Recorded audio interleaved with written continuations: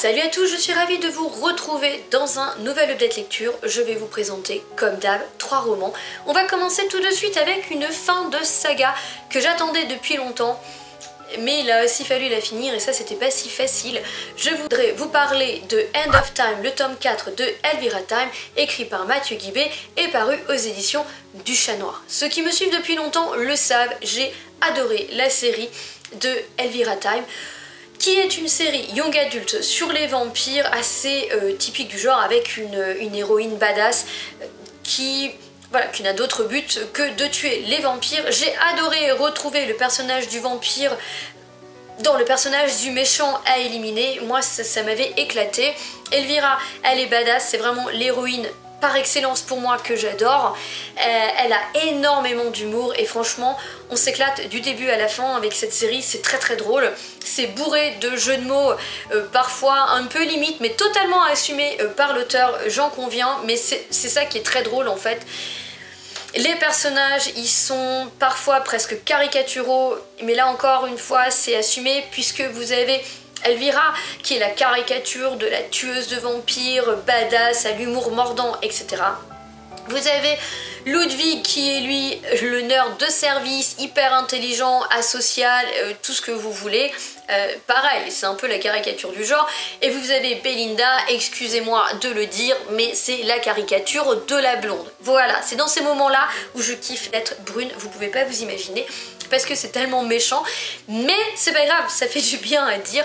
Donc voilà, c'est vraiment la caricature de la blonde un peu babache, un peu neuneux, mais qui va se révéler évidemment comme toutes les blondes dans les films et dans les livres, qui va se révéler au fur et à mesure des tomes. Elle me fait penser un peu à Cordelia dans Buffy contre les vampires, même si Cordelia pour une fois était brune, c'est un petit peu le même style de personnage, mais bon c'est très drôle. Voilà, donc vous allez suivre pendant 4 tomes les aventures et les mésaventures, surtout de Elvira, qui a toujours la rage au ventre, hein, parce que elle a perdu son père, elle a perdu son meilleur ami Jericho, qui est mort, et qu'elle voit encore en tant que fantôme, toujours affublé du même sweat avec une citrouille dessus, puisqu'il est décédé le soir d'Halloween. Et elle s'en remet pas en fait de tout ça, et du coup en fait on a une héroïne qui a quand même la rage au ventre pendant tous les tomes. Et sur ce 4e tome, on la voit énormément évoluer, on la voit accepter certaines choses, on la voit passer aussi, tourner des pages, passer à autre chose. Et c'était bien de la voir évoluer, c'était bien de la voir sortir aussi un petit peu de tout ça, tout en sachant que vous avez toujours un scénario qui vous présente plein de vampires et qu'elle les éclate dans tous les sens et que c'est génial, et que vous avez toujours un humour à toute épreuve. Donc c'est ça que j'aime bien en fait, c'est que vous avez de l'humour, vous avez un scénario et vous avez des personnages profonds, le tout dans des romans courts. En tout cas, j'ai adoré cette conclusion. Pour être honnête, la fin, on peut pas s'y attendre. Je crois que je pouvais pas rêver meilleure fin. Et honnêtement je m'y attendais pas du tout, je me demandais comment il allait finir, j'espérais que la fin serait bien parce que moi je suis un peu adepte des happy end, pour ça j'avoue, autant les romances guimauves c'est pas mon truc, autant j'aime bien quand même les happy end. Donc j'espérais quand même une fin qui soit bien. Elle a été au-delà de toutes mes espérances et je n'ai rien vu venir. Donc que demander de plus que la meilleure des fins possibles que vous n'avez pas deviné. Voilà, ça a été un super roman, ça a été une superbe lecture et honnêtement si vous ne connaissez pas Elvira et que vous aimez les romans de vampires, je ne peux que vous le conseiller parce que je vous dis c'est drôle, c'est frais, mais pour autant le scénario n'en est pas oublié et vous allez voir que les personnages sont particulièrement attachants. Ensuite, je voudrais vous parler des Légions de poussière par Brandon Sanderson, paru aux éditions Outre-Fleuve, qui doit être, je crois, leur collection de l'imaginaire. C'était la première fois que je lisais du Brandon Sanderson et j'avoue que Brandon Sanderson fait des gros pavés de 900, 1000 pages parfois et j'avais un peu peur de me lancer là-dedans et j'ai donc choisi les Légions de poussière. Je croyais que c'était un young adulte, honnêtement pour moi c'est beaucoup trop travaillé, beaucoup trop riche pour un young adulte. La plume est très belle mais elle est abordable, il n'y a pas de souci. Par contre l'univers, c'est un univers de dingue. Je l'ai lu dans le cadre du Pumpkin puisque vous avez un une catégorie sur l'art et que ici en fait vous êtes dans un monde où les gens tirent leur magie en écrivant à la craie. Ici, vous allez vous retrouver dans une Amérique alternative, je vais vous le prouver, puisque l'Amérique dont on parle ici est divisée en plein d'îles. Voilà, paf. L'autre particularité de ce monde, eh bien, c'est qu'il existe la arithmétique, qui est presque une science pour eux, mais qui est une science magique. Et en fait, lorsque vous avez 16 ans, eh bien vous allez, je crois que c'est 16 ans ou 12 ans, non. Lorsque vous avez 12 ans, je crois, vous allez dans une église, puisque l'arithmétique est liée à une sorte de croyance, enfin vous verrez, tout est bien fait là-dedans. Et certains, eh bien, vont déclarer un don pour l'arithmétique. Et donc, lorsque vous allez faire des dessins à la craie sur un sol ou peu importe où, eh bien les dessins vont s'animer, vont prendre vie et donc vous pourrez devenir arithméticien et aller dans des académies assez prestigieuses où vous apprendrez l'arithmétique. Ici, vous allez suivre Joël qui est étudiant à l'académie d'Armédius, mais pourtant il n'a aucun don pour l'arithmétique puisque Armédius est une académie, certes, elle enseigne l'arithmétique, certes, mais pas que. Donc en fait, lui, c'est un étudiant parmi les autres, puisque vous n'avez pas que des arithméticiens là-bas. Joël n'est pas arithméticien, mais tout comme son père, il est totalement passionné par l'arithmétique, et dès qu'il peut, il se faufile dans les cours pour essayer d'écouter. Il a lu tous les livres qu'il pouvait à ce sujet, et il trouve cela tout à fait passionnant. Sauf que, il y a un moment dans ce livre, il va y avoir des meurtres, et Joël va se retrouver, je dirais pas malgré lui, parce qu'il est un petit peu cherché, imbrigué à résoudre tous ces problèmes, puisque en fait il est devenu l'étudiant pour l'été d'un professeur de arithmétique, Fitch. Je vous laisse découvrir comment il a réussi à devenir l'étudiant d'un professeur de arithmétique alors qu'il n'a aucun don pour l'arithmétique. Mais comme ce professeur est un éminent professeur, on va le charger d'enquêter sur ces étranges meurtres, et comme le professeur a besoin d'aide, et bien finalement c'est Joël qui va l'aider. Et il va se retrouver aussi avec Mélodie, qui est une étudiante en arithmétique, elle, et qui n'a pas vraiment demandé à être étudiante.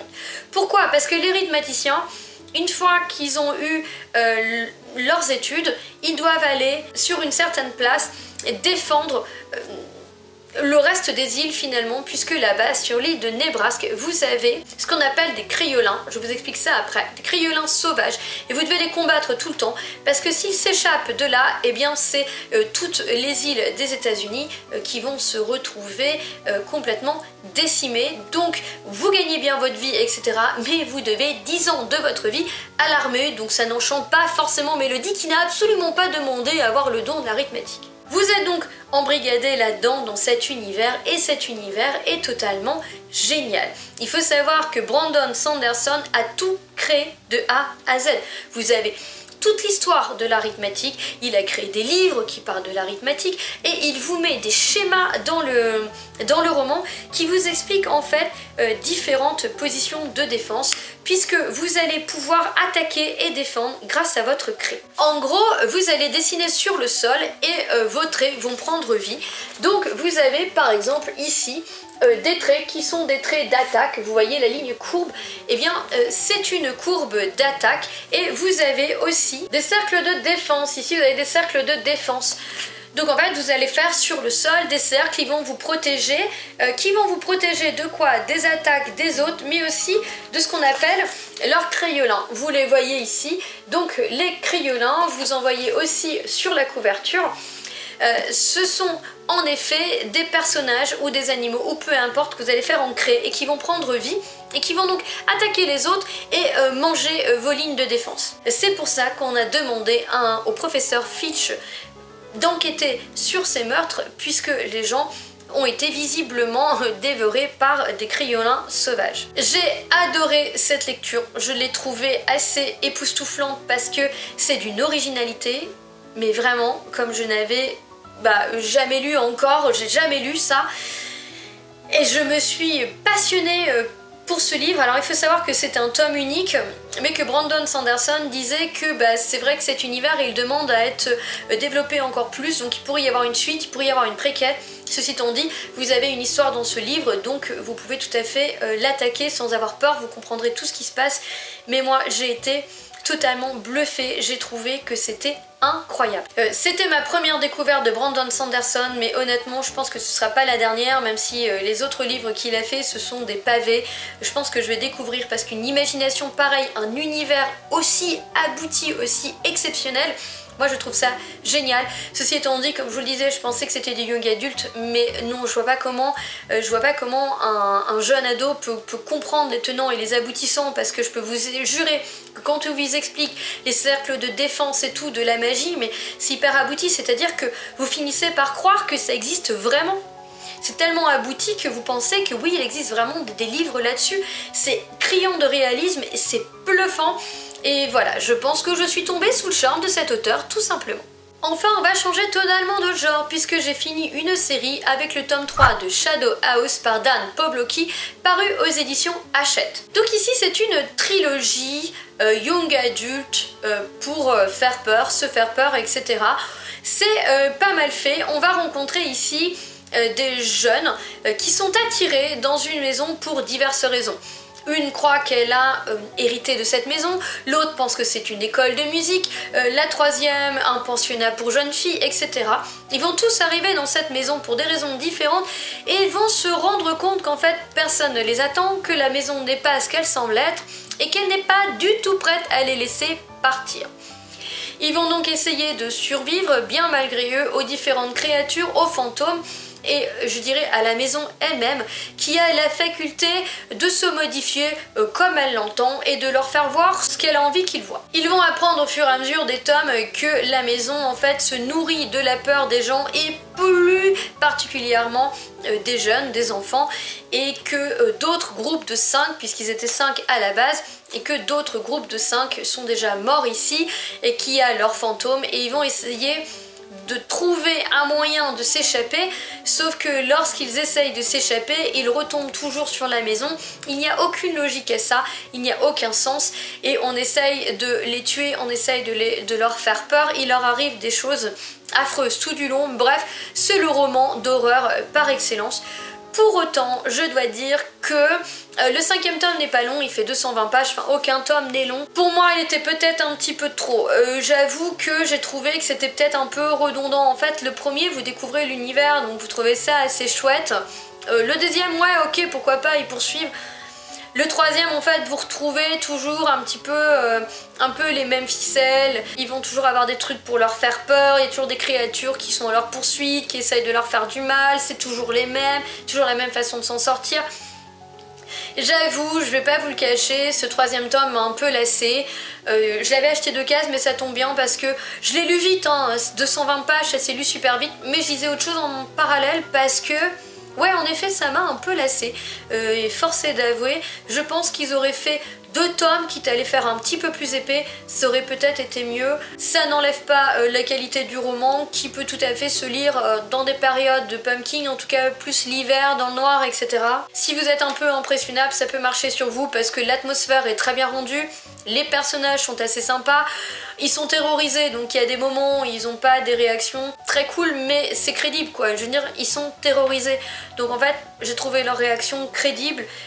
C'est pas ça qui m'a dérangé, c'est juste que comme je vous dis, au bout d'un moment, 3 tomes de redondance à avoir un peu la même chose, c'était un petit peu trop pour moi. Même si j'avais lu le tome 2, il y a déjà un sacré moment. Ouais, malgré tout, j'ai pas eu beaucoup d'entrain à me replonger dans ce tome 3.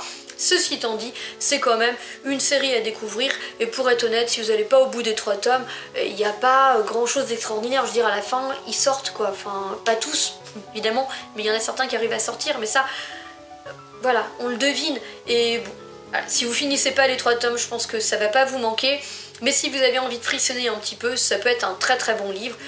Donc pour moi, c'est une bonne série du genre, il faut l'avouer, l'atmosphère est bien rendue, c'est bien créé, c'est bien fait, un peu trop long. Voilà. Donc voilà les amis, j'en ai terminé avec ce nouvel update lecture. J'espère qu'il vous aura plu.